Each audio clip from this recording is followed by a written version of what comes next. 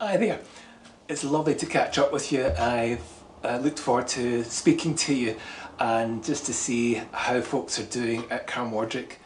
And it's good just to share a wee bit with this morning with the worship. I'm in a privileged position by sitting in this seat, which is usually Ruth's seat. And the reason is that during lockdown, Ruth has taken up crocheting as a new skill. It's been fun to watch her and see what she's produced. I know that sometimes she's muttered with frustration if she struggled to find the end of a new ball of wool, so she puts her finger in here and tries to pull out the end of the string. So why? Well, if you don't find the thread inside the ball of wool, well, the wool can end up in a bit of a tangled mess. Forgiveness can be like that. We need to know where to start so we don't get tangled up with the feelings of frustration that makes us feel in more of a mess than before we started. Today's story hopefully unravels it for us. It's a conversation between Jesus and one of his followers, Peter, and is about a story of an unforgiving servant. Now, this servant helps us avoid the pitfalls of getting into a tangle with misunderstanding what forgiveness is all about. I find forgiveness a difficult thing to do consistently, and I find if I don't deal with it properly, my feelings can get in a tangled mess. I'd like to think, as do most of us, that we're forgiving, especially when we want to be followers and believers of Jesus, who taught and lived out forgiveness. I know I could be so much better, so there's plenty to learn here, and even more so to put into action. Forgiveness can apply to many things. It might be for a silly throwaway comment made by a friend who hurt our feelings, but it can be things much more serious. We may have someone in the family who has hurt us in the past, and we find it almost impossible to forgive that person, or even just thinking about them now is painful. Or maybe there's someone who is an absolute pain at work, and even worse, it's your boss. I'd find it hard to imagine how you'd have to face that every day. You may feel a lousy follower of Jesus trying to show forgiveness, but remember, not everyone's facing what you're facing every day. That's the problem with trying to work out forgiveness. Our circumstances vary so much, and there could be so many loose ends. So an abusive parent that we haven't seen in years affords us to bury those feelings of anger or unresolved forgiveness. So we may look fine on the outside, but there's a lot going on inside of us. So that picture of forgiveness, like a ball of wool becoming like a tangled knot, can put us off unraveling those feelings of forgiveness. But if we don't, it may only get tighter and messier if we leave it, and that's not healthy for our emotional state. The daily work situation I mentioned about of an unreasonable boss who can be so in your face that it can cause us stress and anxiety can lead us to suppress those feelings. The problem with that, though, is that we get so wound up that we could lose our temper and then lose our job. So I hope that what we talk about prevents something like that or something else. So for some of us, when we talk about forgiveness, it's difficult to work out. Our story today tells us something, but not everything.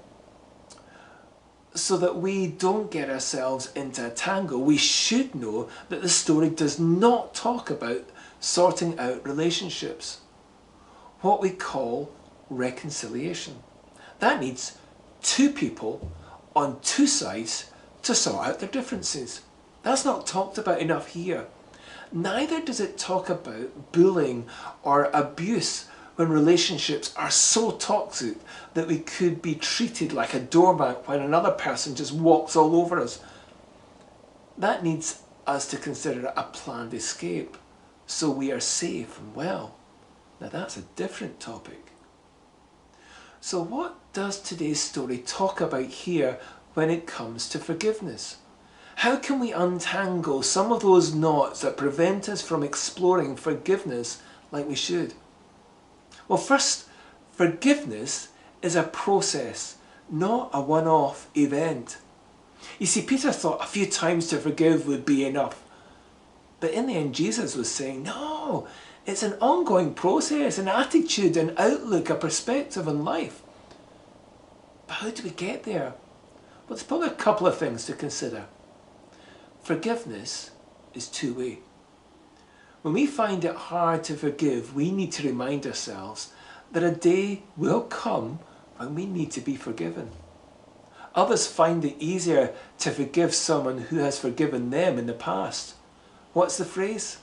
What goes around comes around.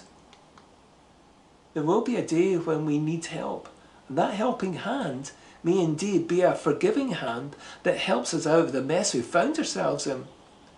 When we forgive others, we're in a more accepting place for them to forgive us.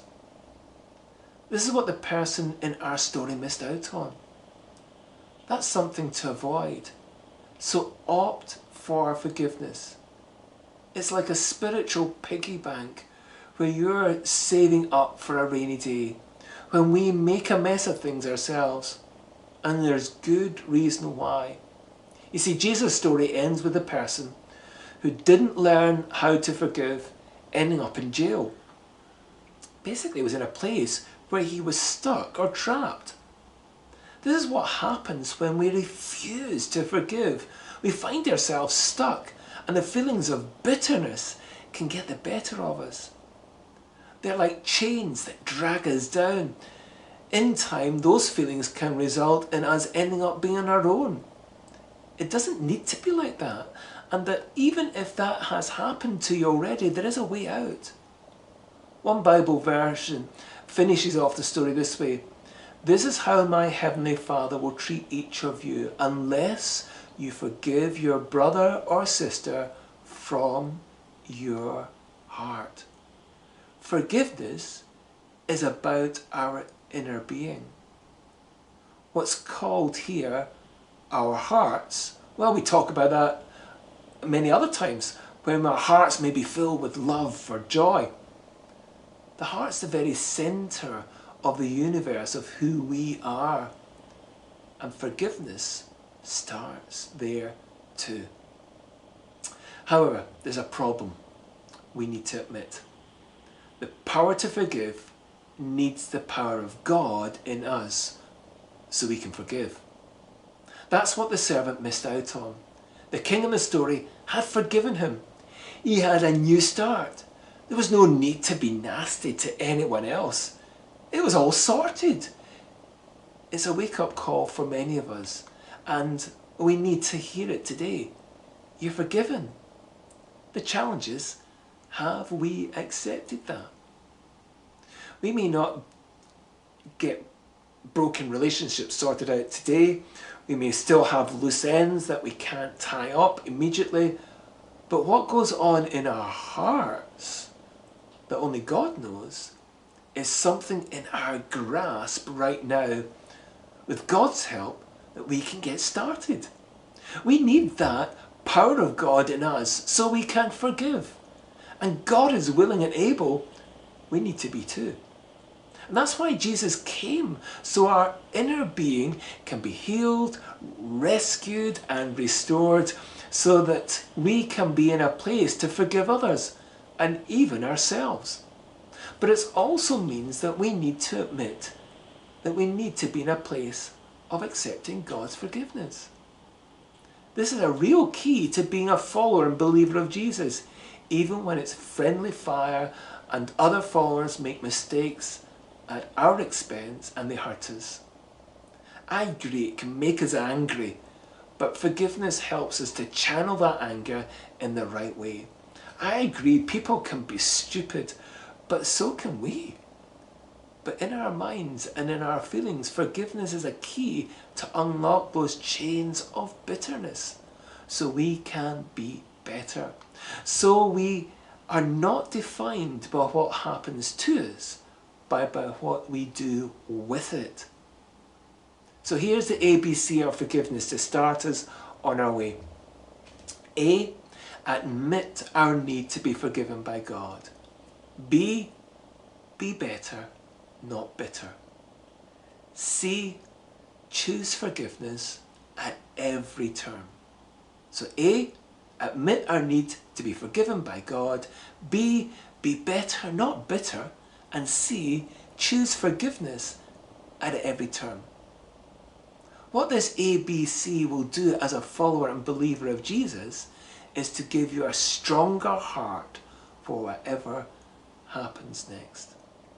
Every blessing, and have a good week.